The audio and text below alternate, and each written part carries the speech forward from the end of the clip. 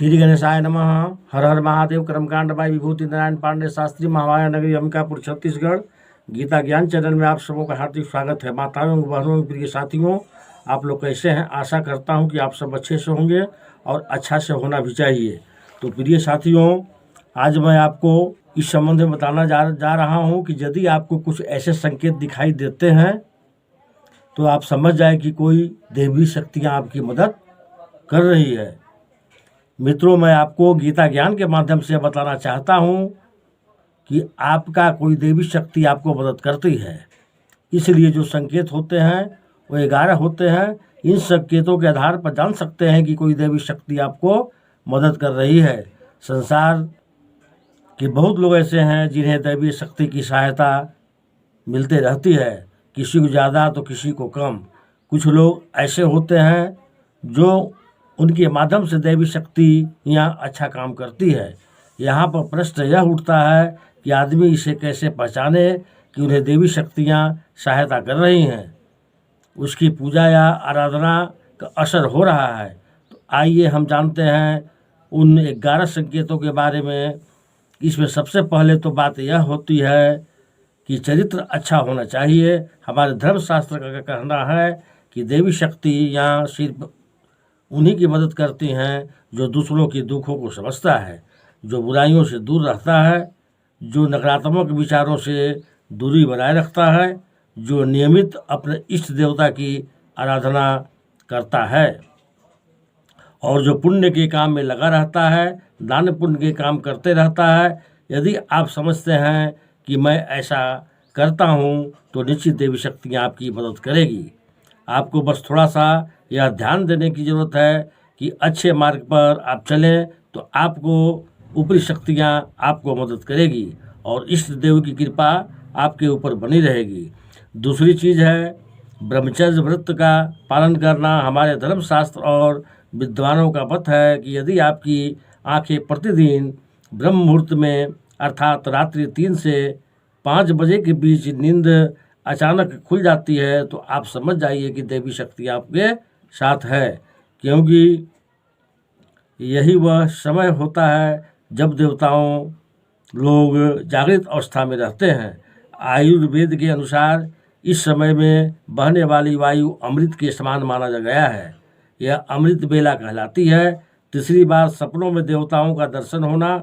यदि आपको बारंबार मंदिर अथवा किसी देवस्थान के ही यदि सपने आते रहते हैं, सपने में आप आसमान में उड़ते हुए दिखाई देते हैं या सपनों में आप देवी देवताओं के से बात करते रहते हैं, तो समझ जाइए देवी शक्तियाँ आपके ऊपर मेहरबान है, इसकी कृपा आप पर बनी हुई है। चौथी बात यह है कि पहले से आभास हो जाता है कि आपको आने वाली घटनाओं का आभास हो जाता है, तो समझ जाइए दैवी शक्ति की आप पर विशेष कृपा है। पांचवी बात यह है कि पारिवारिक प्रेम होना चाहिए।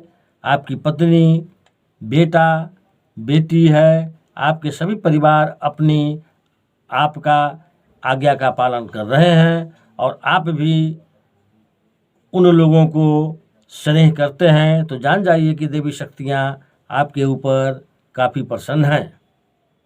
इष्ट देवताओं की विशेष कृपा आप पर बनी हुई है। छठी बात यह है कि भाग्य में भी तेज होना। अचानक से आपको कहीं से लाभ प्राप्त हो जाता है या अचानक से धन प्राप्त हो जाता है, आपको किसी कार्य में बाधा उत्पन्न ना होती है, सभी चीज़ें आपको आसानी से मिल जाती है, तो समझ जाइए देवी शक्ति आपकी मदद कर रही है या ईश्वर की विशेष कृपा आपके ऊपर बनी हुई है। सातवीं बात यह है कि अचानक ही आपके आसपास का वातावरण सुगंधित हो जाए तो समझ जाइए अलौकिक शक्तियाँ आपको मदद करने के लिए तैयार है। आठवीं बात है सुहावनी हवा का एहसास होना। आप पूजा पाठ कर रहे हैं, यदि आपको ऐसा लगे कि सुहावनी हवा का झोंका या प्रकाश का पुंज आ गया है और शरीर में सिहरन सी दौड़ने लगे, कभी ऐसा नहीं हुआ है, तो आप समझ जाइए कि कोई भी देवी शक्तियाँ आपके ऊपर अपनी कृपा बरसा रहे हैं।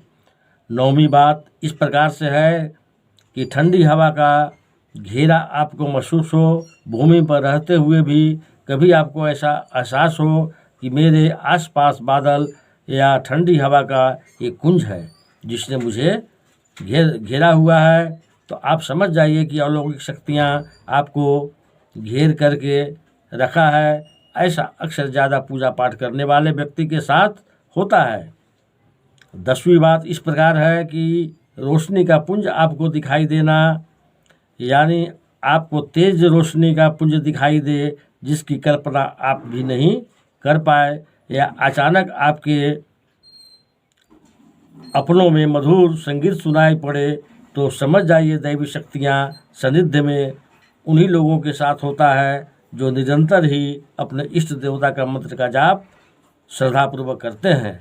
11वीं बात इस प्रकार है कि किसी का आवाज़ अचानक से सुनाई देना, आप रात्रि में गहरी नींद में सो रहे हैं तो आपको ऐसा लगता है कि मुझे किसी ने आवाज़ दी है और अचानक आप उठ करके बैठ जाते हैं, लेकिन फिर आपको आभास होता है कि यहाँ पर तो कोई भी नहीं है, लेकिन आवाज़ तो आपको स्पष्ट सुनाई देती है। ऐसा आपके साथ कई बार हो जाता है, तो समझ जाइए कि आपके ऊपर किसी अलौकिक शक्ति की मेहरबानी है।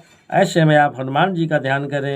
तो साथियों, आशा करते हैं कि आपको यह ज्ञानवर्धक जानकारी पसंद आई होगी। तो आज मैं अपनी वाणी को यही विराम देता हूँ। नमस्कार।